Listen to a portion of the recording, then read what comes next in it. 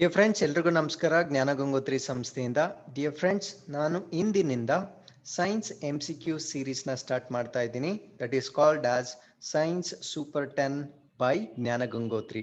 ಈ first part ಅಲ್ಲಿ, ಈ ಸೀರೀಸ್ನ ಮೊದಲ ಪಾರ್ಟ್ ಅಲ್ಲಿ ನಾನು ಅಪ್ಲೈಡ್ ಸೈನ್ಸ್ ಕುರಿತಾದಂತಹ 10 MCQಸ್ನ ನಿಮ್ ಜೊತೆ ಡಿಸ್ಕಸ್ ಮಾಡ್ತಾ ಇದ್ದೀನಿ. ಅನ್ವಯಿಕ ವಿಜ್ಞಾನಕ್ಕೆ ಸಂಬಂಧಪಟ್ಟ ಹಾಗೆ 10 ಬಹು ಆಯ್ಕೆ ಪ್ರಶ್ನೆಗಳನ್ನ ನಿಮ್ ಜೊತೆ ಡಿಸ್ಕಸ್ ಮಾಡ್ತಾ ಇದ್ದೀನಿ. ಈ ಎಲ್ಲಾ ಪ್ರಶ್ನೆಗಳ ಸರಿಯಾದ ಉತ್ತರಗಳು, ಕೀ ಉತ್ತರಗಳು ಮತ್ತೆ ಅದಕ್ಕೆ ಸಂಬಂಧಪಟ್ಟಂತಹ ಎಕ್ಸ್ಪ್ಲನೇಷನ್ ನಾನು ನಿಮ್ ಜೊತೆ ಡಿಸ್ಕಸ್ ಮಾಡ್ತೀನಿ. ಡಿಯರ್ ಫ್ರೆಂಡ್ಸ್, ಈ ಸೀರೀಸ್ ಅಲ್ಲಿ ನಾನು ಮೋಸ್ಟ್ ಆಫ್ ದಿ ಕ್ವೆಶನ್ಸ್ ನ ಅಪ್ಲೈಡ್ ಸೈನ್ಸ್ಗೆ ಸಂಬಂಧಪಟ್ಟ ಹಾಗೆ ತೆಗೆದುಕೊಳ್ತಾ ಇರ್ತೀನಿ. ಯಾಕೆಂದ್ರೆ ನಮಗೆ ಸ್ಟ್ಯಾಟಿಕ್ ಇನ್ಫಾರ್ಮೇಶನ್ ನಾವು ಓದ್ತಾ ಇರ್ತಕ್ಕಂಥ ಟೆಕ್ಸ್ಟ್ ಬುಕ್ಸ್ ಅಲ್ಲಿ ಸುಲಭವಾಗಿ ಸಿಕ್ಬಿಡುತ್ತೆ. ಬಟ್ ಈ ಅಪ್ಲೈಡ್ ಪಾರ್ಟ್ ಇದೆಯಲ್ವಾ, ಸೊ ಇದು ನಾವು ಎಷ್ಟು ಓದಿದ್ರು ಕಡಿಮೆ ಆಗುತ್ತೆ. ಸೊ ಅದರಿಂದ ಇದಕ್ಕೆ ಸಂಬಂಧಪಟ್ಟ MCQಸ್ನ ನಾನು ನಿಮ್ ಜೊತೆ ಡಿಸ್ಕಸ್ ಮಾಡ್ಲಿಕ್ಕೆ ಇಷ್ಟಪಡ್ತೀನಿ. ಅಂಡ್ ಇವತ್ತಿನ ಒಂದು ಕಾಂಟೆಸ್ಟ್ ಏನು ಅಂದ್ರೆ, ಯಾರು ಈ 10 ಪ್ರಶ್ನೆಗಳಿಗೆ ಕನಿಷ್ಠ ಪಕ್ಷ 6 ಅಥವಾ 6ಕ್ಕಿಂತ ಮೇಲ್ಪಟ್ಟ ಪ್ರಶ್ನೆಗಳಿಗೆ ಸರಿಯಾದ ಉತ್ತರ ಕೊಟ್ಟಿದ್ರೆ, according to my experience your preparation is going right. ಇಲ್ಲಾಂದ್ರೆ ದಯವಿಟ್ಟು ನೀವು ಈ ಸಬ್ಜೆಕ್ಟ್ ಮೇಲೆ ಇನ್ನಷ್ಟು ಸ್ವಲ್ಪ ಕೆಲಸ ಮಾಡಬೇಕು ಅಂತ ನನ್ನ ಅನಿಸಿಕೆ. ಹಾಗಿದ್ರೆ ಇವತ್ತಿನ ಸಂಚಿಕೆನ ಸ್ಟಾರ್ಟ್ ಮಾಡೋಣ. S friends, I will be waiting for your comments. ಯಾರ್ಯಾರು 6ಕ್ಕಿಂತ ಹೆಚ್ಚು ಪ್ರಶ್ನೆಗಳಿಗೆ ಸರಿಯಾದ ಉತ್ತರ ಕೊಡ್ತಾರೆ ನೋಡೋಣ. ಅದಾದ್ಮೇಲೆ ಪ್ರತಿಯೊಂದು ಪ್ರಶ್ನೆ ಬಂದಾಗೂ ನೀವು ಪಾಸ್ ಮಾಡಿ ನೀವು ಉತ್ತರ ಕೊಡ್ಲಿಕ್ಕೆ ಪ್ರಯತ್ನ ಪಡಿ. ಅದಾದ್ಮೇಲೆ ವಿಡಿಯೋನ ರನ್ ಮಾಡಿ ನೀವು ಕೀ ಆನ್ಸರ್ ಮತ್ತೆ ಎಕ್ಸ್ಪ್ಲನೇಷನ್ ನೋಡ್ಬೋದು. ಇಂದಿನ ಮೊದಲನೇ ಪ್ರಶ್ನೆ, which among the following is the real product of the honey bee? ಈ ಕೆಳಗಿನವುಗಳಲ್ಲಿ ಜೇನುಹುಳದ ನಿಜವಾದ ಉತ್ಪನ್ನ ಯಾವುದು? ನಮ್ಮ ಆಯ್ಕೆಗಳು: ಹನಿ ಅಂದ್ರೆ ಜೇನುತುಪ್ಪ, ನೆಕ್ಟರ್ ಅಂದ್ರೆ ಮಕರಂದ, ಪೋಲನ್ ಅಂದ್ರೆ ಪರಾಗ, ಬೀಸ್ ವ್ಯಾಕ್ಸ್ ಅಂದ್ರೆ ಮೇಣ. ಸೊ ಆಸ್ ಸೂನ್ ಆಸ್ ನಮ್ಗೆ ಈ ಪ್ರಶ್ನೆ ಕಾಣಿಸಿದ ತಕ್ಷಣ ಜೇನು ಹುಳ ಅಂದ ತಕ್ಷಣ ನಮ್ಗೆ ಫಸ್ಟ್ ಜ್ಞಾಪಕ ಬರೋ ಪ್ರಾಡಕ್ಟ್ ಯಾವುದು ಅಂದ್ರೆ ಜೇನುತುಪ್ಪ. ಸೊ ನಮ್ಗೆ ಏನ್ ಅನ್ಸುತ್ತೆ ಅಂದ್ರೆ ಇದು ಸರಿಯಾದ ಆಯ್ಕೆ ಅನ್ಸುತ್ತೆ. ಸೊ ನಾವು ಇದನ್ನ ಮಾರ್ಕ್ ಮಾಡಿ ಬರೋ ಚಾನ್ಸಸ್ ತುಂಬಾ ಜಾಸ್ತಿ ಇರುತ್ತೆ. ಬಟ್ ನಾವು ಪ್ರಶ್ನೆಯನ್ನ ಸರಿಯಾಗಿ ಓದ್ಬೇಕು. ಪ್ರಶ್ನೆ ಏನ್ ಕೇಳಿದ್ದಾರೆ ಅಂದ್ರೆ ರಿಯಲ್ ಪ್ರಾಡಕ್ಟ್ ಅಥವಾ ನಿಜವಾದ ಉತ್ಪನ್ನ ಯಾವುದು ಅಂತ ಕೇಳಿದ್ದಾರೆ. ಏನು ನಿಜವಾದ ಉತ್ಪನ್ನ? ನಿಜವಾದ ಉತ್ಪನ್ನ ಅಂದ್ರೆ ತನ್ನಷ್ಟಕ್ಕೆ ತಾನೇ ತಯಾರಿ ಮಾಡ್ತಕ್ಕಂಥ, ಅಂದ್ರೆ the product should be prepared by it self. So ಅದನ್ನ ನಾವು ರಿಯಲ್ ಪ್ರಾಡಕ್ಟ್ ಅಥವಾ ನಿಜವಾದ ಉತ್ಪನ್ನ ಅಂತ ಕರಿತೀವಿ. ಹಾಗಿದ್ರೆ ಜೇನು ಅಥವಾ ಜೇನುತುಪ್ಪ ರಿಯಲ್ ಪ್ರಾಡಕ್ಟ್ ಅಥವಾ ನಿಜವಾದ ಉತ್ಪನ್ನ ಆಗೋದಿಲ್ಲ. ನೆಕ್ಟರ್ ಅಥವಾ ಮಕರಂದ ಇದು ಹೂಗಳಲ್ಲಿ ದೊರೆಯುತ್ತೆ. ಸೊ ಇದು ಕೂಡ ಜೇನುಹುಳ ಉತ್ಪಾದನೆ ಮಾಡುವುದಿಲ್ಲ. ಇವನ್ ಪೋಲನ್ ಅಥವಾ ಪರಾಗ ಕೂಡ ಜೇನು ಫ್ಲವರ್ಸ್ ಅಲ್ಲಿ ಅಥವಾ ಹೂಗಳಲ್ಲಿ ದೊರೆಯುತ್ತೆ. ಸೊ ಇದು ಕೂಡ ಆಗೋದಿಲ್ಲ. ಬಟ್ ಮೇಣ ಇದೆಯಲ್ವಾ, ಸೊ ಇದನ್ನ ಅದು ಎಲ್ಲೂ ಕಲೆಕ್ಟ್ ಮಾಡೋದಿಲ್ಲ, ತನ್ನಷ್ಟಕ್ಕೆ ತಾನೇ ತಯಾರಿ ಮಾಡುತ್ತೆ. ಸೊ ಈ ಪ್ರಶ್ನೆಗೆ ಸರಿಯಾದ ಉತ್ತರ ಯಾವುದು ಅಂದ್ರೆ ಆಪ್ಷನ್ ಡಿ ಆಗಿರುತ್ತೆ. ಹಾಗಿದ್ರೆ ಜೇನುತುಪ್ಪ ಯಾಕೆ ಇದರ ನಿಜವಾದ ಉತ್ಪನ್ನ ಅಲ್ಲ ಅನ್ನೋದರ ವಿವರಣೆ ಇಲ್ಲಿ ನೋಡೋಣ. See, honey is not the real product of honey bees. It is the mixture of nectar, pollen, cane sugar and saliva of honey bees. ಅಂದ್ರೆ ಜೇನುಹುಳಗಳ ನಿಜವಾದ ಉತ್ಪನ್ನ ಜೇನುತುಪ್ಪವಲ್ಲ, ಇದು ಮಕರಂದ, ಪರಾಗ, ಕಬ್ಬಿನ ಸಕ್ಕರೆ ಮತ್ತು ಜೇನುಹುಳಗಳ ಲಾಲಾರಸದ ಮಿಶ್ರಣವಾಗಿದೆ. ನೋಡಿರ್ತೀರಲ್ವಾ ನೀವು, ಜೇನುಹುಳಗಳನ್ನ ನೋಡಿರ್ತೀವಿ. ಇದೇನಾಗುತ್ತಂದ್ರೆ ಎಲ್ಲಿ ಮಾಯಿಶ್ಚರ್ ಇರುತ್ತೋ ಅಥವಾ ಎಲ್ಲಿ ಫ್ಲವರ್ಸ್ ಇರುತ್ತೋ ಅಲ್ಲೋಗಿ ಮಕರಂದವನ್ನ ಕಲೆಕ್ಟ್ ಮಾಡ್ಕೊಳ್ಳುತ್ತೆ. ಅದು ಬಂದು ಡೆಪಾಸಿಟ್ ಮಾಡೋವಾಗ ಏನಾಗುತ್ತಂದ್ರೆ ಜೇನು ಹುಳದಲ್ಲಿರ್ತಕ್ಕಂಥ ಸಲೈವ ಕೂಡ ಅದ್ರ ಜೊತೆ ಮಿಕ್ಸ್ ಆಗುತ್ತೆ. ಅದ್ ಬಿಟ್ರೆ ಸೊ ಇದು ಜೇನುತುಪ್ಪವನ್ನ ತಯಾರಿ ಮಾಡುವುದಿಲ್ಲ, ರಾದರ್ ಇದೇನ್ ಮಾಡುತ್ತಂದ್ರೆ ಸಂಗ್ರಹ ಮಾಡುತ್ತೆ, ಕಲೆಕ್ಟ್ ಮಾಡುತ್ತೆ. ಅದರಿಂದ ಜೇನುತುಪ್ಪವನ್ನ ನಾವು ಜೇನುಹುಳದ ನಿಜವಾದ ಉತ್ಪನ್ನ ಅಂತ ಕರೆಯೋದಿಲ್ಲ. ಆದರೆ ಆ ಮೇಣ ಇರುತ್ತಲ್ವಾ, ಆ ಹನಿಕೋಂಬ್ ಏನಿರುತ್ತೆ, ಆ ಮೇಣವನ್ನ ಮಾತ್ರ ಜೇನುಹುಳನೇ ಉತ್ಪತ್ತಿ ಮಾಡುತ್ತೆ. So bees wax is natural secretion of worker bees. ಅಂದ್ರೆ ಜೇನು ಮೇಣವು ಜೇನುನೊಣಗಳ ನೈಸರ್ಗಿಕ ಶ್ರವಿಕೆಯಾಗಿದೆ. ಅಂದ್ರೆ ಜೇನುಹುಳಗಳಲ್ಲಿ ಪೇರ್ ಆಫ್ ವ್ಯಾಕ್ಸ್ ಗ್ಲ್ಯಾಂಡ್ಸ್ ಇರುತ್ತೆ. ಅಂದ್ರೆ ಒಂದು ಜೋಡಿ ಮೇಣದ ಗ್ರಂಥಿಗಳಿರುತ್ತೆ. ಈ ಗ್ರಂಥಿಗಳಿಂದ ಏನಾಗುತ್ತಂದ್ರೆ ಆ ಮೇಣ ಶ್ರವಿಕೆ ಆಗುತ್ತದೆ. ಸೊ ಈ ಬೀಸ್ ವ್ಯಾಕ್ಸ್ ಏನಿದೆಯಲ್ವಾ, ಇದು ನೀರಿನಲ್ಲಿ ಕರಗೋದಿಲ್ಲ. ಸೊ ಇದು ಎಲ್ಲರಿಗೂ ಗೊತ್ತಿರುತ್ತೆ. ಯಾಕಂದ್ರೆ ಮೇಣ ಅಂದ್ರೆ ಆಬ್ವಿಯಸ್ಲಿ ಅದು ನೀರಿನಲ್ಲಿ ಕರಗೋದಿಲ್ಲ. ಇನ್ನೇನ್ರಲ್ಲಿ ಕರಗುತ್ತೆ ಅಂತ ಪ್ರಶ್ನೆ ಕೇಳಿದ್ರೆ ಈಥರ್ ನಲ್ಲಿ ಕರಗುತ್ತೆ ಅಂತ ಹೇಳ್ಬೇಕು. So it is dissolved in, it can be soluble in ether. ಮತ್ತೆ ಈ ಬೀಸ್ ವ್ಯಾಕ್ಸ್ ನ ಎಲ್ಲಿ ಬಳಸ್ತಾರಂದ್ರೆ ಕಾಸ್ಮೆಟಿಕ್ಸ್ ತಯಾರಿಕೆಯಲ್ಲಿ, ಮ್ಯಾನುಫ್ಯಾಕ್ಚರಿಂಗ್ ಆಫ್ ಕಾಸ್ಮೆಟಿಕ್ಸ್ ಅಥವಾ ಸೌಂದರ್ಯ ವರ್ಧಕಗಳ ತಯಾರಿಕೆಯಲ್ಲಿ ಇದನ್ನ ಬಳಸ್ತಾರೆ. ಹಾಗಿದ್ರೆ ಮುಂದಿನ ಪ್ರಶ್ನೆಗೆ ಹೋಗೋಣ. Silk is produced by dash. ರೇಷ್ಮೆ ಯಾವುದರಿಂದ ಉತ್ಪತ್ತಿಯಾಗುತ್ತದೆ? ಆಯ್ಕೆಗಳು ಅಡಲ್ಟ್ ಮಾತ್ ಅಂದ್ರೆ ವಯಸ್ಕ ಅಥವಾ ವಯಸ್ಕಗಿಂತ ನಾವು ಪ್ರೌಢಾವಸ್ಥೆಯಲ್ಲಿರ್ತಕ್ಕಂಥ ಚಿಟ್ಟೆ ಅಂತ ಮಾಡ್ಕೊಳ್ಳಿ. ಓಕೆ, ಸೊ ಪ್ರೌಢಾವಸ್ಥೆಯಲ್ಲಿರ್ತಕ್ಕಂಥ ಚಿಟ್ಟೆ. ಕಕೂನ್ ಅಂತ ಒಂದು ಆಪ್ಷನ್ ಕೊಟ್ಟಿದ್ದಾರೆ, ಲಾರ್ವಾ ಅಂತ ಒಂದು ಆಪ್ಷನ್ ಕೊಟ್ಟಿದ್ದಾರೆ, both A and C, A ಮತ್ತೆ ಸಿ ಎರಡೂ ಅಂತ ಒಂದು ಆಪ್ಷನ್ ಕೊಟ್ಟಿದ್ದಾರೆ. ಸೊ ಈ ಪ್ರಶ್ನೆಗೆ ಸರಿಯಾದ ಉತ್ತರ ಬರ್ಬೇಕಾದ್ರೆ ನಮ್ಗೆ ಈ ಸಿಲ್ಕ್ ವರ್ಮ್ ಇದೆಯಲ್ವಾ ಅದರ ಲೈಫ್ ಸೈಕಲ್ ಬಗ್ಗೆ ಸ್ವಲ್ಪ ಐಡಿಯಾ ಇರಬೇಕು. ಸೊ ಅದರ ಲೈಫ್ ಸೈಕಲ್ ಏನು ಅಂದ್ರೆ ಫಸ್ಟ್ ಆಪ್ಷನ್ ನೋಡೋಣ. ಅಡಲ್ಟ್ ಮಾತ್ ಅಂತ ಕೊಟ್ಟಿದ್ದಾರೆ, ಅಂದ್ರೆ ಪ್ರೌಢಾವಸ್ಥೆಯಲ್ಲಿರ್ತಕ್ಕಂಥ ಚಿಟ್ಟೆ ಅಂತ ಕೊಟ್ಟಿದ್ದಾರೆ. ನಮಗ್ ಕೇಳಿರೋದೇನು ಸಿಲ್ಕ್, ರೇಷ್ಮೆ ಎಲ್ಲಿಂದ ಉತ್ಪತ್ತಿ ಆಗುತ್ತೆ ಅಂತ ಕೇಳಿದ್ದಾರೆ. ಆಕ್ಚುಲಿ ಈ ಮಾತ್ ಇದೆಯಲ್ವಾ, ಈ ಮಾತ್ ಅಥವಾ ಚಿಟ್ಟೆ ಗೂಡು ರಚನೆ ಆದ ನಂತರ ಬರ್ತಕ್ಕಂಥದ್ದು. ಹಾಗಿದ್ರೆ ಅದು ಸಿಲ್ಕ್ ನ ಉತ್ಪತ್ತಿ ಮಾಡ್ಲಿಕ್ಕೆ ಸಾಧ್ಯನೇ ಇಲ್ಲ. ಸೊ ಫಸ್ಟ್ ಆಪ್ಷನ್ ನಾವು ಎಲಿಮಿನೇಟ್ ಮಾಡಬೇಕು. Cocoon it self is silk. Okay, so cocoon ನ ಗೂಡು ಅಂತ ಕರಿತೀವಿ, ಅದೇ ರೇಷ್ಮೆ ಆಗಿರುತ್ತೆ, ಅದ್ಯಾವುದು ಉತ್ಪತ್ತಿ ಆಗಲ್ಲ. ಓಕೆ, ಸೊ ಅದು ರೇಷ್ಮೆನೆ ಆಗಿರೋದ್ರಿಂದ ಸೊ ಅದು it can not produce silk. Next ಇರೋದೇನು ಲಾರ್ವಾ, ಒಂದೇ ನಮ್ಮ ಆಪ್ಷನ್ ಉಳಿದಿದೆ. ಸೊ ಅದರಿಂದ larva should be the correct answer for this particular question. ಹಾಗಿದ್ರೆ ಈ ರೇಷ್ಮೆ ಹುಳದ ಬಗ್ಗೆ ಸ್ವಲ್ಪ ಮಾಹಿತಿ ತಿಳ್ಕೊಳ್ಳೋಣ. What is silk worm? Silk worm ನ ನಾವು ಸೈಂಟಿಫಿಕ್ ಆಗಿ ಬಾಂಬಿಕ್ಸ್ ಮೋರಿ ಅಂತ ಕರಿತೀವಿ. ಸೊ ಇದನ್ನು ಕೂಡ ಕೇಳ್ಬೋದು ಪರೀಕ್ಷೆಯಲ್ಲಿ. ಮತ್ತೆ ಇದರ ಆಹಾರ ಏನು ಅಂದ್ರೆ ಮಲ್ಬರಿ ಲೀವ್ಸ್, ಹಿಪ್ಪು ನೇರಳೆ ಎಲೆಗಳನ್ನ ಇದು ಸೇವನೆ ಮಾಡುತ್ತೆ. ಅದಾದ್ಮೇಲೆ ಪ್ಯೂಪಾ ಅಂದ್ರೆ ಏನು ಅಂತ ಕೇಳ್ತಾರೆ. ಓಕೆ, ಸೊ ಪ್ಯೂಪಾ ಅಂದ್ರೆ it is the combination of silk worm with cocoon, ಅಂದ್ರೆ ರೇಷ್ಮೆ ಗೂಡು ಮತ್ತು ರೇಷ್ಮೆ ಹುಳದ ಕಾಂಬಿನೇಷನ್ ನಾವೇನಂತ ಕರಿತೀವಿ ಅಂದ್ರೆ ಪ್ಯೂಪಾ ಅಂತ ಕರಿತೀವಿ. ಮುಂದಿನ ಪ್ರಶ್ನೆಗೆ ಹೋಗೋಣ.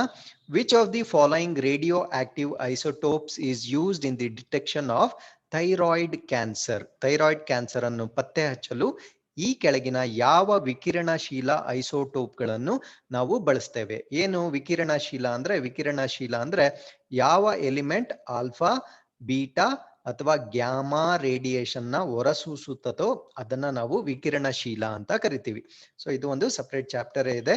ಸೊ ಈ ವಿಕಿರಣಶೀಲಗಳನ್ನ ಅಥವಾ ಈ ಉತ್ಸರ್ಜನೆ ಆಗಿರ್ತಕ್ಕಂಥ ಕಿರಣಗಳನ್ನ ನಾವು ಕಾಯಿಲೆಗಳನ್ನ ಪತ್ತೆ ಹಚ್ಚಲಿಕ್ಕೆ ಯೂಸ್ ಮಾಡ್ತೀವಿ. ಹಾಗಿದ್ರೆ ಈ ಥೈರಾಯ್ಡ್ ಕ್ಯಾನ್ಸರ್ ಅನ್ನ ಪತ್ತೆ ಹಚ್ಚಲಿಕ್ಕೆ ಯುರೇನಿಯಂ, ಫಾಸ್ಫರಸ್, ಅಯೋಡಿನ್, ಕಾರ್ಬನ್ ಈ 4 ಐಸೋಟೋಪ್ಗಳಲ್ಲಿ ಯಾವುದನ್ನ ಬಳಸ್ತಾರೆ ಅಂತ ಪ್ರಶ್ನೆ ಕೇಳಿದ್ದಾರೆ. ಸೊ ಈ ಪ್ರಶ್ನೆಗೆ ಉತ್ತರ ಕೊಡ್ಬೇಕಾದ್ರೆ ನಮ್ಗೆ ಥೈರಾಯ್ಡ್ ಗ್ಲ್ಯಾಂಡ್ ಬಗ್ಗೆ ಸ್ವಲ್ಪ ಐಡಿಯಾ ಗೊತ್ತಿದ್ರೆ ಆರಾಮಾಗಿ ನಾವು ಆನ್ಸರ್ ಮಾಡ್ಬೋದು. ಈ ಥೈರಾಯ್ಡ್ ಗ್ರಂಥಿ ಏನಿದೆ ಇದು ಗಂಟಲಿನ ಭಾಗದಲ್ಲಿರುತ್ತೆ, ಥ್ರೋಟ್ ರೀಜನ್ ಅಲ್ಲಿ ಇರುತ್ತೆ. ಈ ಥೈರಾಯ್ಡ್ ಗ್ಲ್ಯಾಂಡ್ ಏನ್ ಮಾಡುತ್ತಂದ್ರೆ ಥೈರಾಯ್ಡ್ ಹಾರ್ಮೋನ್ ಅಥವಾ ಥೈರಾಕ್ಸಿನ್ ಹಾರ್ಮೋನ್ ನ ಇದು ಸೆಕ್ರೀಟ್ ಮಾಡುತ್ತೆ. ಈ ಥೈರಾಯ್ಡ್ ಹಾರ್ಮೋನ್ ರಚನೆ ಮಾಡ್ಬೇಕಾದ್ರೆ ಅದಕ್ಕೆ ಅಯೋಡಿನ್ ಬೇಕಾಗುತ್ತೆ. ಓಕೆ, ಸೊ ಈ ಅಯೋಡಿನ್ ನಾವು ಅಡ್ವರ್ಟೈಸ್ಮೆಂಟ್ಸ್ ಅಲ್ಲಿ ಕೇಳಿರ್ತೀವಲ್ವಾ, ಸೊ ಅಯೋಡಿನ್ ಉಪ್ಪು ಅಂತ ಕೇಳಿರ್ತೀವಿ. ಯಾಕೆ ಅಯೋಡಿನ್ ಮುಖ್ಯ ಆಗುತ್ತಂದ್ರೆ ಈ ಥೈರಾಯ್ಡ್ ಹಾರ್ಮೋನ್ ಸೆಕ್ರೀಟ್ ಆಗೋದಿಕ್ಕೆ ಇದು ಮುಖ್ಯವಾಗುತ್ತೆ. ಈ ಥೈರಾಯ್ಡ್ ಹಾರ್ಮೋನ್ ಯಾಕೆ ನಮ್ಗೆ ಬಹಳ ಮುಖ್ಯ ಅಂದ್ರೆ ನಮ್ಮ ದೇಹದ ಮೆಟಬಾಲಿಸಮ್ ಅಥವಾ ಚಯಾಪಚಯ ಕ್ರಿಯೆನ ಇದು ಮಾನಿಟರ್ ಮಾಡುತ್ತೆ. ಸೊ ಅದರಿಂದ ನಮ್ಗೆ ಥೈರಾಯ್ಡ್ ಹಾರ್ಮೋನ್ ಬಹಳ ಮುಖ್ಯವಾಗುತ್ತೆ. ಈ ಥೈರಾಯ್ಡ್ ಹಾರ್ಮೋನ್ ರಚನೆಗೆ ನಮ್ಗೆ ಅಯೋಡಿನ್ ಬಹಳ ಮುಖ್ಯವಾಗುತ್ತೆ. ಯಾವಾಗ ಅಯೋಡಿನ್ ಡೆಫಿಷಿಯನ್ಸಿ ಆಗುತ್ತೋ ಅವಾಗ ಒಂದು ಕಾಯಿಲೆ ಬರುತ್ತೆ. ಆ ಕಾಯಿಲೆನ ನಾವ್ ಏನಂತ ಕರಿತೀವಿ ಅಂದ್ರೆ ಗಾಯ್ಟರ್ ಅಂತ ಕರಿತೀವಿ. ಓಕೆ, ಗಳಗಂಡ ಅಂತ ಹೇಳ್ತೀವಿ ಕನ್ನಡದಲ್ಲಿ. ಹಾಗಿದ್ರೆ ನಮ್ಗೆ ಕ್ಲೂ ಸಿಕ್ಕಿದೆ ಇವಾಗ. So iodine should be the correct answer. So iodine isotope ನ ಬಳಸೋದ್ರ ಮುಖಾಂತರ ನಾವು ಥೈರಾಯ್ಡ್ ಕ್ಯಾನ್ಸರ್ ನ ಪತ್ತೆ ಮಾಡಬಹುದು. ಸೊ ಇದರ ವಿವರಣೆ ಏನು ಅಂದ್ರೆ C, iodine is an element used by thyroid for the synthesis of thyroid hormone. So iodine thyroid ಹಾರ್ಮೋನ್ಗಳ ಸಂಶ್ಲೇಷಣೆಗಾಗಿ ಥೈರಾಯ್ಡ್ ಗ್ರಂಥಿ ಬಳಸ್ತಕ್ಕಂಥ ಒಂದು ಅಂಶವಾಗಿರುತ್ತೆ. ಅದರಿಂದ ಅಯೋಡಿನ್ ಐಸೋಟೋಪ್ ನಾವು ಥೈರಾಯ್ಡ್ ನ ಕ್ಯಾನ್ಸರ್ ನ ಪತ್ತೆ ಹಚ್ಚಲಿಕ್ಕೆ ಬಳಸ್ತೀವಿ. ಮುಂದಿನ ಪ್ರಶ್ನೆ, coir is the commercial product of coconuts dash ಅಂತ ಕೇಳ್ತಾ ಇದ್ದಾರೆ. ಅಂದ್ರೆ ವಾಣಿಜ್ಯ ತೆಂಗಿನ ನಾರು ತೆಂಗಿನಕಾಯಿಯ ಯಾವ ಭಾಗ ಅಂತ ಪ್ರಶ್ನೆ ಕೇಳಿದ್ದಾರೆ. ಓಕೆ, ಅಂದ್ರೆ ತೆಂಗಿನಕಾಯಿಯ ಸ್ಟ್ರಕ್ಚರ್ ನಮ್ಗೆ ಸ್ವಲ್ಪ ಗೊತ್ತಿರ್ಬೇಕಾಗತ್ತೆ. ನಮ್ಗೆ ಕೊಟ್ಟಿರೋ ಆಯ್ಕೆಗಳು ಯಾವ್ದು ಅಂದ್ರೆ ಎಂಡೋಕಾರ್ಪ್, ಎಂಡೋಸ್ಪರ್ಮ್, ಪೆರಿಕಾರ್ಪ್ ಮತ್ತೆ ಮೀಸೋಕಾರ್ಪ್ ಅಂತ ಕೊಟ್ಟಿದ್ದಾರೆ. ಅಂದ್ರೆ ತೆಂಗಿನಕಾಯಿನ ನಾವು ಡಿವೈಡ್ ಮಾಡಿದಾಗ ಸೊ ಅದು ಅನೇಕ ರೀಜನ್ಸ್ ಅಲ್ಲಿ ಬ್ರೇಕ್ ಆಗುತ್ತೆ. ಈ ತೆಂಗಿನ ನಾರು ಇದೆಯಲ್ವಾ, ಇದು ಈ 4 ಭಾಗಗಳ ಯಾವ ಭಾಗದ ಒಂದು ಉತ್ಪನ್ನ ಆಗಿದೆ ಅಂತ ಪ್ರಶ್ನೆ ಕೇಳಿದ್ದಾರೆ. ಸೊ ಈ ಪ್ರಶ್ನೆಗೆ ಸರಿಯಾದ ಉತ್ತರ ಯಾವುದು ಅಂದ್ರೆ ಮೀಸೋಕಾರ್ಪ್ ಅಂತ ನಾವು ಬರೀಬೇಕಾಗುತ್ತೆ. ಸೊ ಇದನ್ನ ವಿವರಣೆ ಕೊಡೋದಾದ್ರೆ ನೋಡಿ, ಇಲ್ಲಿ ಸ್ಟ್ರಕ್ಚರ್ ಆಫ್ ಕೋಕೋನಟ್ ನ ನಾನು ಇಲ್ಲಿ ಬರ್ದಿದ್ದೀನಿ. ಸೊ ಇಲ್ಲಿ you just have to remember 3 layers of coconut ನ ನೀವು ಚೆನ್ನಾಗಿ ಜ್ಞಾಪಕ ಇಟ್ಕೊಳ್ಳಿ. ಫಸ್ಟ್ ಒನ್ ಯಾವುದು ಅಂದ್ರೆ ಎಪಿಕಾರ್ಪ್. ಎಪಿಕಾರ್ಪ್ ಅಂದ್ರೆ ದಿ ಔಟರ್ ಮೋಸ್ಟ್ ಮೆಂಬ್ರೇನ್ ಏನಿರುತ್ತಲ್ವಾ ಅದನ್ನ ನಾವು ಎಪಿಕಾರ್ಪ್ ಅಂತ ಕರಿತೀವಿ. ಈ ಮಧ್ಯದಲ್ಲಿ ಇದೆಯಲ್ವಾ, ದಿಸ್ ಮಿಡಲ್ ಪಾರ್ಟ್ ನ ನಾವೇನಂತ ಕರಿತೀವಿ ಅಂದ್ರೆ ಮೀಸೋಕಾರ್ಪ್ ಅಂತ ಕರಿತೀವಿ. ಇಲ್ಲಿ ನೋಡಿ, ಎಂ ಅಂದ್ರೆ ಮಿಡಲ್ ಅಂತ ಜ್ಞಾಪಕ ಇಟ್ಕೊಳ್ಳಿ, ಮೀಸೋಕಾರ್ಪ್. ಸೊ ಈ ಭಾಗದಲ್ಲೇ ನಿಮ್ಗೆಲ್ಲ ಗೊತ್ತಿದೆ, ಎಲ್ಲರೂ ತೆಂಗಿನಕಾಯಿನ ಡೆಫಿನೆಟ್ಲಿ ನೋಡಿರ್ತೀವಿ. ಸೊ ಈ ಭಾಗದಲ್ಲೇ ನಾವು ತೆಂಗಿನ ನಾರನ್ನ ನಾವು ಕಾಣ್ತೀವಿ. ಸೊ ಅದನ್ನ ಇಂಗ್ಲಿಷ್ ಅಲ್ಲಿ ನಾವು ಕಾಯಿರ್ ಅಂತ ಹೇಳ್ತೀವಿ ಅಲ್ವಾ.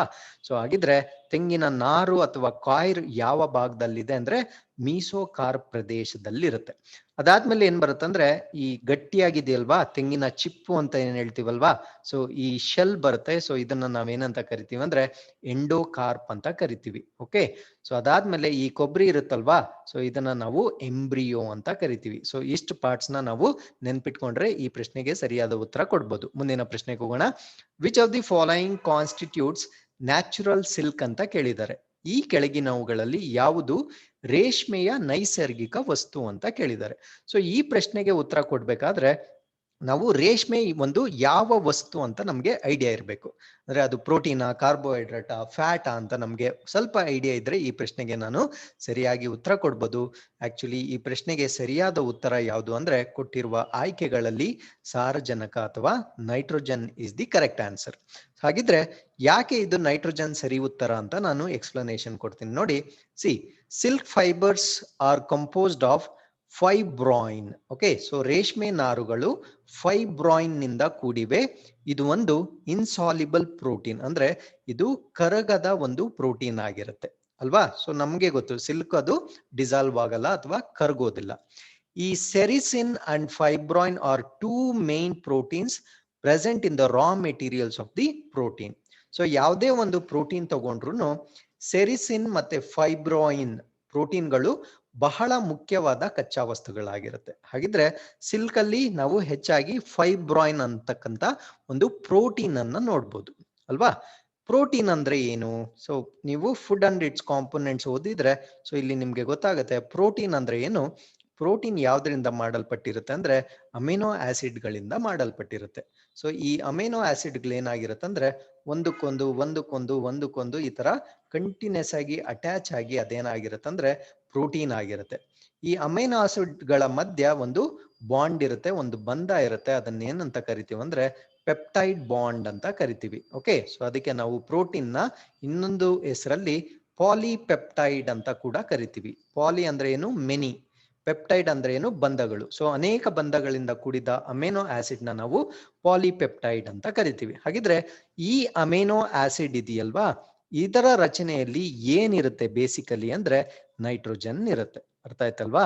ಸೊ ಅದಕ್ಕೆ ನಾವು ಸಿಲ್ಕ್ ನ ನ್ಯಾಚುರಲ್ ಆಗಿ ಯಾವ ವಸ್ತುವಿಂದ ಮಾಡಲ್ಪಟ್ಟಿದೆ ಅಂದ್ರೆ ನೈಟ್ರೋಜನ್ ಅಂತ ಹೇಳ್ತೀವಿ. ಫಾರ್ ಎಕ್ಸಾಂಪಲ್ ಇಲ್ಲಿ ನೋಡಿ, ಈ ಸಿಲ್ಕ್ ಅಲ್ಲಿರೋ ಅಮೈನೋ ಆಸಿಡ್ ಗಳಲ್ಲಿ ಗ್ಲೈಸಿನ್ ಇರುತ್ತೆ, ಸಿರಿನ್ ಇರುತ್ತೆ, ಮತ್ತೆ ಅಲನಿನ್ ಇರುತ್ತೆ. ಇಲ್ಲಿ ನೋಡಿ, ಸಿರಿನ್ ಸ್ಟ್ರಕ್ಚರ್ ಅಲ್ಲೂ ನೈಟ್ರೋಜನ್ ಇದೆ, ಗ್ಲೈಸಿನ್ ಸ್ಟ್ರಕ್ಚರ್ ಅಲ್ಲೂ ನೈಟ್ರೋಜನ್ ಇದೆ, ಅಲನಿನ್ ಸ್ಟ್ರಕ್ಚರ್ ಅಲ್ಲೂ ನೈಟ್ರೋಜನ್ ಇದೆ. ಸೊ ಅದರಿಂದ ಇದು ಸಾರಜನಕದಿಂದ ಮಾಡಿರ್ತಕ್ಕಂಥ ಒಂದು ವಸ್ತು ಅಂತ ನಾವು ಡಿಕ್ಲೇರ್ ಮಾಡ್ತೀವಿ. ಸೊ ನೆನ್ಪಿಟ್ಕೊಳ್ಳಿ friends. So silk is naturally made of ಯಾವುದು ಅಂತ ಕೇಳಿದ್ರೆ ವಿಚ್ ಒನ್ ಅಂತ ಕೇಳಿದ್ರೆ ನೈಟ್ರೋಜನ್ ಅಥವಾ ಸಾರಜನಕ ಅಂತ ನೆನ್ಪಿಟ್ಕೊಳ್ಳಿ. ಮುಂದಿನ ಪ್ರಶ್ನೆ, which of the following species does not have ability to fix atmospheric nitrogen? ಈ ಕೆಳಗಿನ ಯಾವ ಪ್ರಭೇದಕ್ಕೆ ವಾತಾವರಣದ ಸಾರಜನಕವನ್ನು ಸ್ಥಿರಗೊಳಿಸಲು ಸಾಮರ್ಥ್ಯವಿಲ್ಲ? ಸೊ ಇದಕ್ಕೆ ನಮ್ಗೆ ಸಾರಜನಕ ಸ್ಥಿರಗೊಳಿಸುವಿಕೆ ಅಥವಾ ನೈಟ್ರೋಜನ್ ಫಿಕ್ಸೇಷನ್ ಅಂದ್ರೆ ಸ್ವಲ್ಪ ಗೊತ್ತಿರಬೇಕು. ಏನು ನೈಟ್ರೋಜನ್ ಫಿಕ್ಸೇಷನ್ ಅಂದ್ರೆ, ಸಿ ಫಾರ್ ಎಕ್ಸಾಂಪಲ್ ಒಂದು ಪ್ಲಾಂಟ್ ಇರುತ್ತೆ. Okay, so let us say there is a plant and it has roots. So let us say it is the soil ಅಂತ ತಗೊಳ್ಳೋಣ. ಓಕೆ, ಸೊ ಇವಾಗ ಸಾರಜನಕ ಎಲ್ಲಿರುತ್ತೆ? Nitrogen will be there in the atmosphere. So ಈ nitrogen ಏನಿದೆ atmosphere ಅಲ್ಲಿ, ಇದನ್ನ plant direct ಆಗಿ ಯೂಸ್ ಮಾಡ್ಲಿಕ್ಕೆ ಸಾಧ್ಯ ಇಲ್ಲ. ಅರ್ಥ ಆಯ್ತಲ್ವಾ? ಸೊ ಈ ನೈಟ್ರೋಜನ್ ಏನಾಗುತ್ತೆ ಅಂದ್ರೆ ಅಮೋನಿಯಾ ಆಗಿ ಕನ್ವರ್ಟ್ ಆಗುತ್ತೆ ಎಲ್ಲಿ ಅಮೋನಿಯಾ ಆಗಿ ಕನ್ವರ್ಟ್ ಆಗುತ್ತೆ ಅಂದ್ರೆ ರೂಟ್ಸ್ ಅಥವಾ ಬೇರುಗಳಲ್ಲಿ ಇದು ಅಮೋನಿಯಾ ಆಗಿ ಕನ್ವರ್ಟ್ ಆಗುತ್ತೆ. ಈ ಪ್ರೋಸೆಸ್ ನ ನಾವೇನಂತ ಕರಿತೀವಿ ಅಂದ್ರೆ ನೈಟ್ರೋಜನ್ ಫಿಕ್ಸೇಷನ್ ಅಥವಾ ಸಾರಜನಕ ಸ್ಥಿರೀಕರಣ ಅಂತ ಕರಿತೀವಿ. ಈ ನೈಟ್ರೋಜನ್ ಫಿಕ್ಸೇಷನ್ ಆಗೋದಿಕ್ಕೆ ಈ ರೂಟ್ಸ್ ಅಲ್ಲಿ ಒಂದು ಮೈಕ್ರೋ ಆರ್ಗ್ಯಾನಿಸಮ್ ಇರಬೇಕು. ಆ ಮೈಕ್ರೋ ಆರ್ಗ್ಯಾನಿಸಮ್ ಈ ಕೊಟ್ಟಿರುವ ಆಪ್ಷನ್ಸ್ ಅಲ್ಲಿ ಯಾವುದು ಅಲ್ಲ ಅಂತ ಕೇಳಿದ್ದಾರೆ. C which is following is not ಅಂತ ಕೇಳಿದ್ದಾರೆ. ಯಾವುದು ನೈಟ್ರೋಜನ್ ಫಿಕ್ಸೇಷನ್ಗೆ ಸಹಾಯ ಮಾಡಲ್ಲ ಅಂತ ಕೇಳಿದ್ದಾರೆ. ಸೊ ಆ ಪ್ರಶ್ನೆಗೆ ಸರಿಯಾದ ಉತ್ತರ ಯಾವುದು ಅಂದ್ರೆ ಸ್ಪೈರೋಗೈರಾ ಅಂತ ಏನಿದೆಯಲ್ವಾ, ಸೊ ಇದು ನೈಟ್ರೋಜನ್ ಫಿಕ್ಸೇಷನ್ ನಲ್ಲಿ ಸಹಾಯ ಮಾಡೋದಿಲ್ಲ. ಸೊ ಅಜೋಟೋಬ್ಯಾಕ್ಟರ್, ಅನಾಬಿನಾ ಮತ್ತೆ ನಾಸ್ಟಾಕ್ ಈ ಮೂರು ಕೂಡ ನೈಟ್ರೋಜನ್ ಫಿಕ್ಸೇಷನ್ ಅಲ್ಲಿ ಇವು ಪಾಲ್ಗೊಳ್ಳುತ್ತದೆ. ಅರ್ಥ ಆಯ್ತಲ್ವಾ? ಸೊ ಈ ಅಮೋನಿಯಾ ಏನಾಗುತ್ತೆ ಪ್ಲಾಂಟ್ ಅಲ್ಲಿ ಮತ್ತೆ ಯೂಸ್ ಆಗುತ್ತೆ, ಬಟ್ ನೈಟ್ರೋಜನ್ ಡೈರೆಕ್ಟ್ ಆಗಿ ಯೂಸ್ ಮಾಡಕ್ಕಾಗಲ್ಲ. Ammonia can be used by plants. So ಇದರ ವಿವರಣೆಯನ್ನ ನೋಡೋದಾದ್ರೆ ಈ ಪ್ಲಾಂಟ್ ಕಿಂಗ್ಡಮ್ ಅಂತ ಒಂದು ಚಾಪ್ಟರ್ ಇದೆ. ಸೊ ನೀವು ಓದ್ಕೊಂಡಿದ್ರೆ ಈ ಪಾಯಿಂಟ್ ನ ಆಡ್ ಮಾಡ್ಕೊಳ್ಳಿ. Members of kingdom Monera, bacteria and cyanobacteria, so blue green algae ಅಂತ ಕರಿತೀವಿ, have the ability to fix nitrogen. ಅರ್ಥ ಆಯ್ತಲ್ವಾ? ಮೊನೆರೋ ಸಾಮ್ರಾಜ್ಯದ ಸದಸ್ಯರು ಬ್ಯಾಕ್ಟೀರಿಯಾ ಮತ್ತು ಸೈನೋಬ್ಯಾಕ್ಟೀರಿಯಾ, ಸೊ ನೀಲಿ ಅಥವಾ ಹಸಿರು ಶೈವಲ ಅಂತ ಏನ್ ಕರಿತೀವಿ, ಇವು ಸಾರಜನಕವನ್ನು ಸ್ಥಿರೀಕರಣಗೊಳಿಸ್ತಕ್ಕಂಥ ಒಂದು ಸಾಮರ್ಥ್ಯವನ್ನು ಹೊಂದಿರುತ್ತೆ. ಅದಾದ್ಮೇಲೆ ಅಜೆಟೋಬ್ಯಾಕ್ಟರ್ ನೈಟ್ರೋಜನ್ ಫಿಕ್ಸಿಂಗ್ ಬ್ಯಾಕ್ಟೀರಿಯಾ ಅಂತಾನೆ ಕರಿತೀವಿ. ಅಜೆಟೋಬ್ಯಾಕ್ಟರ್ ನಾವು ಸಾರಜನಕವನ್ನ ಸ್ಥಿರಗೊಳಿಸುವ ಬ್ಯಾಕ್ಟೀರಿಯಾ ಅಂತಾನೆ ಕರಿತೀವಿ. ಅದಾದ್ಮೇಲೆ ಅನಾಬೆನಾ ಮತ್ತೆ ನೋಸ್ಟ್ಯಾಕ್ ಅಂತ ಎರಡು ನೋಡಿದ್ವಿ. ಅನಾಬೆನಾ ಮತ್ತೆ ನೋಸ್ಟ್ಯಾಕ್ ಅಂತ ಎರಡು ನೋಡಿದ್ವಿ. ಸೊ ಇವುಗಳನ್ನ ನಾವೇನಂತ ಕರಿತೀವಿ ಅಂದ್ರೆ ಹೆಟಿರೋಸಿಸ್ಟಸ್ ಬ್ಲೂ ಗ್ರೀನ್ ಆಲ್ಗೆ ಅಂತ ಕರಿತೀವಿ. ಏನಿದು ಹೆಟಿರೋಸಿಸ್ಟಸ್ ಅಂದ್ರೆ ಇವುಗಳ ಒಂದು ಹೊರ ಕವಚ ಏನಿರುತ್ತೆ, ಓಕೆ, ಸೊ ಈ ಹೊರ ಕವಚ ಏನಿರುತ್ತೆ ಇದು ತುಂಬಾ ತಿಕ್ಕಾಗಿರುತ್ತೆ. ಅರ್ಥ ಆಯ್ತಲ್ವಾ? ಈ ಅನಾಬೆನಾ ಮತ್ತೆ ನೋಸ್ಟಾಕ್ ನ ಹೊರ ಕವಚ ಏನಿರುತ್ತೆ ತುಂಬಾ ದಪ್ಪನಾಗಿರುತ್ತೆ. ಈ ದಪ್ಪನಾಗಿರುವ ಪ್ರದೇಶವನ್ನ ನಾವೇನಂತ ಕರಿತೀವಿ ಅಂದ್ರೆ ಹೆಟಿರೋಸಿಸ್ಟೋಸ್ ಅಂತ ಕರಿತೀವಿ. ಈ ಹೆಟಿರೋಸಿಸ್ಟೋಸ್ ಅಲ್ಲಿ ಏನ್ ನಡೆಯುತ್ತೆ ಅಂದ್ರೆ ನೈಟ್ರೋಜನ್ ಫಿಕ್ಸೇಷನ್ ನಡೆಯುತ್ತೆ. ಅರ್ಥ ಆಯ್ತಲ್ವಾ?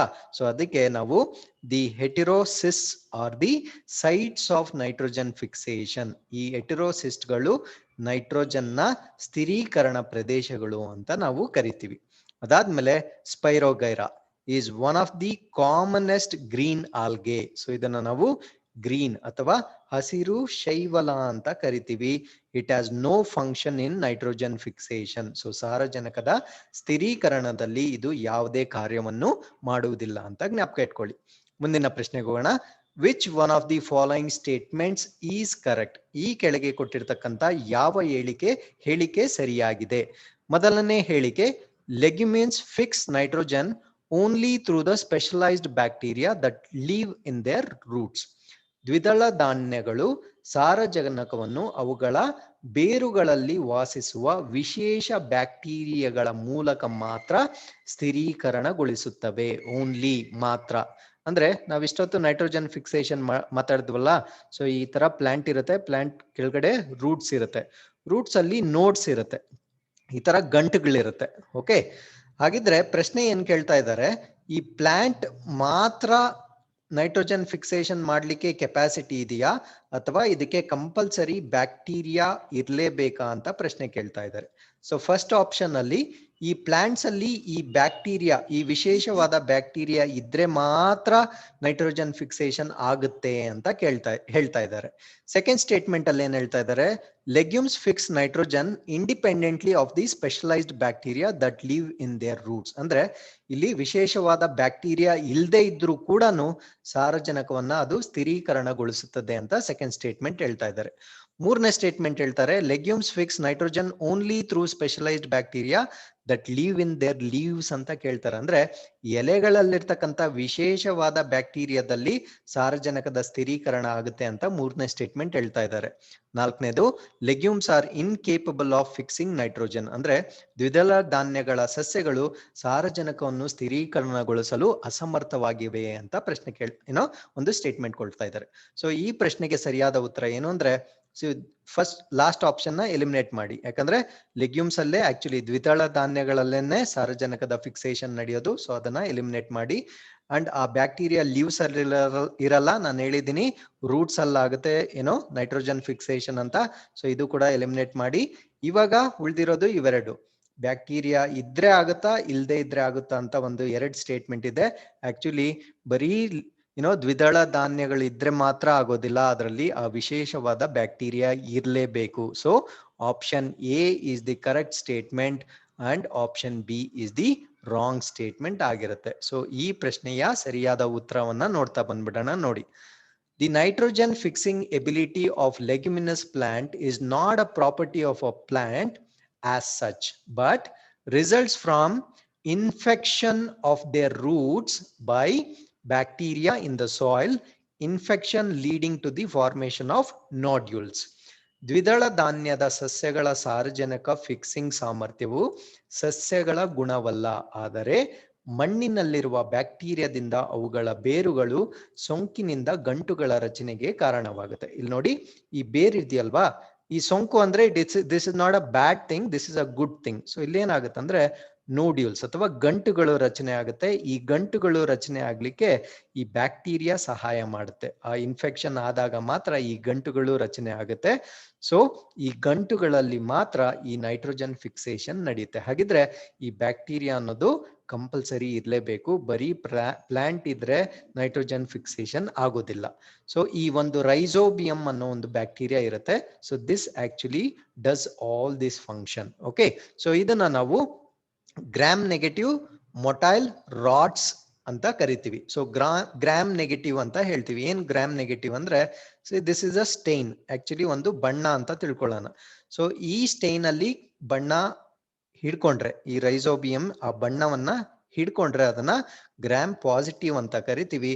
ಈ ಬಣ್ಣವನ್ನ ಅಥವಾ ಈ stain, not strain, it is stain, ಈ ಸ್ಟೈನ್ ಅನ್ನ ಅದು ಹಿಡ್ಕೊಂಡಿಲ್ಲ ಅಂದ್ರೆ ಅದನ್ನ ನೆಗೆಟಿವ್ ಅಂತ ಕರಿತೀವಿ. ಹಾಗಿದ್ರೆ ರೈಸೋಬಿಯಂ ಆ ಬಣ್ಣವನ್ನ ಹಿಡ್ಕೊಳ್ಳೋದಿಲ್ಲ, ಅದಕ್ಕೆ ಅದನ್ನ ನಾವು ಗ್ರಾಮ್ ನೆಗೆಟಿವ್ ಅಂತ ಕರಿತೀವಿ. So remember friends, nitrogen fixation ಆಗೋದಕ್ಕೆ ಈ ಬ್ಯಾಕ್ಟೀರಿಯಾ ರೈಸೋಬಿಯಂ ಅನ್ನೋದು ಕಂಪಲ್ಸರಿ ಇರಲೇಬೇಕು, ಬರೀ ಲೆಗ್ಯುಮಿನಸ್ ಪ್ಲಾಂಟ್ಸ್ ಇದ್ರೆ ಸಾಕಾಗೋದಿಲ್ಲ. ಮುಂದಿನ ಪ್ರಶ್ನೆಗೆ ಹೋಗೋಣ. The citric acid is produced by, citric ಆಮ್ಲವು ಡ್ಯಾಶ್ ರಿಂದ ಉತ್ಪಾದನೆ ಆಗುತ್ತದೆ. ಸೊ ಈ ಪ್ರಶ್ನೆಗೆ ಅವ್ರು ಕೊಟ್ಟಿರೋ ಆಪ್ಷನ್ಸ್ ಯಾವ್ದು ಅಂತಂದ್ರೆ ಕ್ಯಾಂಡಿಡಾ ಯುಟಿಲಸ್, ಅಜಿಟೋಬ್ಯಾಕ್ಟರ್ ಸಬ್ಯಾಕ್ಸಿಡಾನ್, ಅದಾದ್ಮೇಲೆ ಆಸ್ಪರ್ಜಿಲಸ್ ನೈಗರ್, ಅದಾದ್ಮೇಲೆ ಸ್ಟ್ರೆಪ್ಟೋಕಾಕಸ್ ಲ್ಯಾಕ್ಟಿಸ್. ಸೊ ಈ ಪ್ರಶ್ನೆಗೆ ಸರಿಯಾದ ಉತ್ತರ ಏನು ಅಂದ್ರೆ ಆಸ್ಪರ್ಜಿಲಸ್ ನೈಗರ್. ಸೊ ಇದೊಂದು ನೇರ ಪ್ರಶ್ನೆ. ಸೊ ಇದಕ್ಕೆ ನೀವು ವಿತ್ ಫ್ಯಾಕ್ಟ್ ನಿಮ್ಗೆ ಜ್ಞಾಪಕ ಇರಬೇಕಾಗತ್ತೆ. ಹಾಗಿದ್ರೆ ಇದರ ವಿವರಣೆ ನೋಡೋದಾದ್ರೆ, citric acid is produced by aerobic fermentation of sucrose in beet molasses by Aspergillus niger. So citric ಆಮ್ಲವನ್ನು ಆಸ್ಪರ್ಜಿಲಸ್ ನೈಗರ್, ನೈಗರ್ ಅಂತಾರೆ, ನೈಜರ್ ಅಂತಾರೆ, ಹೆಂಗ್ ಬೇಕಾದ್ರೂ ಪ್ರೊನೌನ್ಸ್ ಮಾಡಿ, ಬೀಟ್ ಮೊಲಾಸಸ್ ಗಳಲ್ಲಿ ಸುಕ್ರೋಸ್ನ ಏರೋಬಿಕ್ ಹುದುವಿಕೆಯಿಂದ ಉತ್ಪಾದಿಸಲಾಗುತ್ತದೆ. ಬೀಟ್ ಮೊಲಾಸಸ್ ಅಂದ್ರೆ ಇದೊಂದು ಸಿರಪ್ ತರ ಇರುತ್ತೆ. ಓಕೆ, ಇಲ್ಲಿ ಪಿಕ್ಚರ್ ಅಲ್ಲಿ ಕಾಣಿಸ್ತಾ ಇದೆಯಲ್ವಾ, ಈ ತರ ಒಂದು ಸಿರಪ್ ತರ ಇರುತ್ತೆ, ಅದನ್ನ ನಾವು ಬೀಟ್ ಮೊಲಾಸಸ್ ಅಂತ ಕರಿತೀವಿ. ಅಂಡ್ ಏರೋಬಿಕ್ ಫರ್ಮೆಂಟೇಶನ್, ಏರೋಬಿಕ್ ಅಂದ್ರೆ ಏರೋಬಿಕ್ ನ ಕನ್ನಡದಲ್ಲಿ ವಾಯುವಿಕ ಅಂತ ಕರಿತೀವಿ. ಓಕೆ, ವಾಯುವಿಕ ಅಂದ್ರೆ ಇನ್ ಪ್ರೆಸೆನ್ಸ್ ಆಫ್ ಆಕ್ಸಿಜನ್, ಆಮ್ಲಜನಕದ ಪ್ರೆಸೆನ್ಸ್ ಅಲ್ಲಿ ಆಗ್ತಕ್ಕಂಥ ಫರ್ಮೆಂಟೇಶನ್ ನಾವು ಏರೋಬಿಕ್ ಫರ್ಮೆಂಟೇಶನ್ ಅಂತ ಕರಿತೀವಿ. ಸೊ ಸಿಟ್ರಿಕ್ ಆಸಿಡ್ ಫಾರ್ಮೇಶನ್ ಆಗುವಾಗ ಏರೋಬಿಕ್ ಅಥವಾ ವಾಯುವಿಕ ಫರ್ಮೆಂಟೇಶನ್ ಆಗುತ್ತೆ. ಸೊ ಈ ಮಾಡ್ತಕ್ಕಂಥ ಮೈಕ್ರೋ ಆರ್ಗ್ಯಾನಿಸಮ್ ಯಾವುದು ಅಂದ್ರೆ ಆಸ್ಪರ್ಜಿಲಸ್ ನೈಗರ್ ಅಥವಾ ನೈಜರ್. ಸೊ ಮುಂದಿನ ಪ್ರಶ್ನೆ, the organism used for alcohol fermentation is, alcohol ಹುದುಗುವಿಕೆಗೆ ಬಳಸ್ತಕ್ಕಂಥ ಸೂಕ್ಷ್ಮ ಜೀವಿ ಯಾವುದು ಅಂತ ಪ್ರಶ್ನೆ ಕೇಳ್ತಾ ಇದ್ದಾರೆ. ಸೊ ಈ ಪ್ರಶ್ನೆ ಕೂಡ ನೀವು ನೇರವಾಗಿ ಜ್ಞಾಪಕ ಇಟ್ಕೊಳ್ಬೇಕು. ಸರಿಯಾದ ಉತ್ತರ ಸ್ಯಾಕ್ರೋಮೈಸಿಸ್ ಅನ್ನೋದನ್ನ ಜ್ಞಾಪಕ ಇಟ್ಕೊಳ್ಳಿ. ಓಕೆ, ಸೊ ಇದರ ವಿವರಣೆ ನೋಡಿ. East, especially strains of Saccharomyces cerevisiae are the main producers of ethanol. Okay, ethanol ಅಂದ್ರೆ C2H5OH ನ ನಾವು ethanol ಅಂತ ಕರಿತೀವಿ. ಆಕ್ಚುಲಿ ಇನ್ನೊಂದಿದೆ, ಸೊ ಅದನ್ನ ನಾವು ಮೆಥನಾಲ್ ಅಂತ ಕರಿತೀವಿ. So this methanol is highly toxic, ಇದು ಅತ್ಯಂತ ಒಂದು ವಿಷಕಾರಿಯಾದ ಆಲ್ಕೋಹಾಲ್ ಆಗಿರುತ್ತೆ. So ethanol is not that poisonous. Okay, so yeast ಅಂದ್ರೆ ವಿಶೇಷವಾಗಿ ಸ್ಯಾಕರೋಮೈಸಿಸ್ ಸರ್ವೇಶಿಯ ಎಥನಾಲ್ನ ಮುಖ್ಯವಾದ ಒಂದು ಉತ್ಪಾದನೆ ಮಾಡ್ತಕ್ಕಂಥ ಒಂದು ಸೂಕ್ಷ್ಮ ಜೀವಿ ಆಗಿರುತ್ತೆ. ಸೊ ಈ ಸಂಚಿಕೆಯ ಕೊನೆಯ ಪ್ರಶ್ನೆ, agar is commercially obtained from. Agar ಅನ್ನು ವಾಣಿಜ್ಯಿಕವಾಗಿ ಹೇಗೆ ಪಡೆಯಲಾಗುತ್ತದೆ? ಸೊ ಇದು ಕೂಡ ನೀವು ನೇರವಾಗಿ ಜ್ಞಾಪಕ ಇಟ್ಕೊಳ್ಬೇಕು. ಈ ಪ್ರಶ್ನೆಗೆ ಸರಿಯಾದ ಉತ್ತರ ಯಾವುದು ಅಂದ್ರೆ ರೆಡ್ ಆಲ್ಗೆ ಅಥವಾ ಕೆಂಪು ಆಲ್ಗೆ ಅಥವಾ ಕೆಂಪು ಶೈವಲ ಅಂತ ಕರಿತೀವಿ. ಹಾಗಿದ್ರೆ ವಾಟ್ ಈಸ್ ದಿಸ್ ಅಗಾರ್? ಏನ್ ಸರ್ ಇದು ಅಗಾರ್ ಅಂದ್ರೆ? ಅಗಾರ್ನ ನಾವು ಆಕ್ಚುಲಿ ಗ್ರೋತ್ ಮೀಡಿಯಾ ಅಂತ ಕರಿತೀವಿ. Okay, growth media. ಏನಿದು ಗ್ರೋತ್ ಮೀಡಿಯಾ ಅಂದ್ರೆ, ಫಾರ್ ಎಕ್ಸಾಂಪಲ್ ಯಾವುದೋ ಒಂದು ಬ್ಯಾಕ್ಟೀರಿಯಾ ಇರುತ್ತೆ. ಓಕೆ, ಸೊ ಬ್ಯಾಕ್ಟೀರಿಯಾದಿಂದ ಕಾಯಿಲೆ ಬರ್ತಾ ಇರುತ್ತೆ. ಸೊ ಈ ಬ್ಯಾಕ್ಟೀರಿಯಾನ ನಾವು ಲ್ಯಾಬ್ ಅಲ್ಲಿ ಸ್ಟಡಿ ಮಾಡಬೇಕು. ಓಕೆ, ಸೊ ಪ್ರಾಯೋಗಿಕವಾಗಿ ಸ್ಟಡಿ ಮಾಡಬೇಕು. ಸ್ಟಡಿ ಮಾಡ್ಬೇಕಾದ್ರೆ ಏನ್ ಮಾಡ್ಬೇಕು? ಆ ಬ್ಯಾಕ್ಟೀರಿಯಾನ ನಾವು ಬೆಳೆಸಬೇಕು. Okay, we need to grow the bacteria. ಈ ಬ್ಯಾಕ್ಟೀರಿಯಾನ ಗ್ರೋ ಮಾಡ್ಬೇಕಾದ್ರೆ ಅದಕ್ಕೆ ಆಹಾರ ಬೇಕು, ಅದನ್ನ ನಾವು ಮೀಡಿಯಾ ಅಂತ ಕರಿತೀವಿ. So agar is one of such examples. Okay, so ಅಗಾರ್ನ ನಾವು ಗ್ರೋತ್ ಮೀಡಿಯಾ ಅಂತ ಕರಿತೀವಿ. ಸೊ ಈ ಮೀಡಿಯಾದೊಳಗಡೆ ನಾವು ಈ ಬ್ಯಾಕ್ಟೀರಿಯಾ ಹಾಕ್ದಾಗ ಏನಾಗುತ್ತೆ ಅಂದ್ರೆ ಆ ಮೀಡಿಯಾನ ಅದು ಬಳಸ್ಕೊಂಡು ಅದು ಮಲ್ಟಿಪ್ಲೈ ಆಗುತ್ತೆ. ಸೊ ಅದನ್ನ ನಾವು ಎಕ್ಸ್ಪೆರಿಮೆಂಟ್ ಆಗಿ ಸ್ಟಡಿ ಮಾಡ್ಬೋದು. ಹಾಗಿದ್ರೆ ಈ ಅಗಾರ್ನ ನಾವು ವಾಣಿಜ್ಯಿಕವಾಗಿ ಹೇಗೆ ಪಡಿತೀವಿ ಅಂದ್ರೆ ರೆಡ್ ಆಲ್ಗೆ ಮುಖಾಂತರ ನಾವು ಈ ಅಗಾರ್ನ ಪಡಿತೀವಿ. ಓಕೆ, ಸೊ ಇದರ ವಿವರಣೆ ಏನಂದ್ರೆ, ಇಟ್ ಈಸ್ ಅ ಜೆಲ್, ಅಂದ್ರೆ ಒಂದು ಜೆಲ್ ತರ ಇರುತ್ತೆ, containing galactose and sulphate. It is used as base in culture media for algae, fungi, bacteria and tissues. So ಇದು ಗ್ಯಾಲಕ್ಟೋಸ್ ಮತ್ತು ಸಲ್ಫೇಟ್ ಅನ್ನು ಹೊಂದಿರತಕ್ಕಂತ ಜೆಲ್ ರೀತಿಯ ಒಂದು ವಸ್ತು ಆಗಿರುತ್ತದೆ. ಇದು ಶೈವಲ, ಶಿಲೀಂಧ್ರ, ಬ್ಯಾಕ್ಟೀರಿಯಾ ಅಂಗಾಂಶಗಳ ಬೆಳವಣಿಗೆಗೆ ಮಾಧ್ಯಮವಾಗಿ ಇದನ್ನ ನಾವು ಆಧಾರವಾಗಿ ಬಳಸ್ತೇವೆ. Okay, so this is the explanation of the same. So ಇಲ್ಲಿ ನೋಡ್ಬೋದು ನೀವು. ಸೊ ಇದೊಂದು ಪೆಟ್ರಿ ಡಿಶ್ ಒಳಗಡೆ ಅಗಾರ್ ಮೀಡಿಯಾ ಹಾಕಿರ್ತಾರೆ. ಸೊ ಇಲ್ಲೊಂದು ಮೈಕ್ರೋ ಆರ್ಗ್ಯಾನಿಸಮ್ ಹಾಕಿದ್ರೆ ಸಾಕು, ಅದು ಈ ಮೀಡಿಯಾನ ಯೂಸ್ ಮಾಡಿಕೊಂಡು ತನ್ನಷ್ಟಕ್ಕೆ ತಾನೇ ಗ್ರೋತ್ ಆಗುತ್ತೆ ಅಥವಾ ಮಲ್ಟಿಪ್ಲೈ ಆಗುತ್ತೆ. ಸೊ ಇದನ್ನ, ಈ ಮೀಡಿಯಾನ ನಾವೇನಂತ ಕರಿತೀವಿ ಅಂದ್ರೆ ಅಗಾರ್ ಮೀಡಿಯಾ ಅಂತ ಕರಿತೀವಿ. ಸೊ ಫ್ರೆಂಡ್ಸ್, ಇಲ್ಲಿಗೆ ನಾನು ಇಂದಿನ 10 ಪ್ರಶ್ನೆಗಳನ್ನ ಕಂಪ್ಲೀಟ್ ಮಾಡಿರ್ತೀನಿ. ಸೊ ನಿಮ್ಗೆ ಏನೇ ಡೌಟ್ಸ್ ಇದ್ರೂ ಕಮೆಂಟ್ ಸೆಕ್ಷನ್ ಅಲ್ಲಿ ಬರೀಬಹುದು. ಡಿಯರ್ ಫ್ರೆಂಡ್ಸ್, ಯಾರಿಗೆ ಸೈನ್ಸ್ ಕೋರ್ಸ್ ಕಂಪ್ಲೀಟ್ ಆಗಿ ಬೇಕಾಗಿರುತ್ತೋ, ಫಿಸಿಕ್ಸ್, ಕೆಮಿಸ್ಟ್ರಿ ಅಂಡ್ ಬಯಾಲಜಿ, ನೀವು ಜ್ಞಾನ ಗಂಗೋತ್ರಿ ಜಿಜಿಸ್ ಆನ್ಲೈನ್ ಕ್ಲಾಸಸ್ ಅಪ್ಲಿಕೇಶನ್ ಅಲ್ಲಿ ನೀವು ಸಬ್ಸ್ಕ್ರೈಬ್ ಮಾಡ್ಕೊಳ್ಬಹುದು. ಸೊ ನಿಮ್ಗೆ ಎಲ್ಲಾ 3 ಸೆಕ್ಷನ್ ಕಂಪ್ಲೀಟ್ ಸಿಲೆಬಸ್ ನಿಮ್ಗೆ ದೊರೆಯಲಿದೆ. Thanks for watching.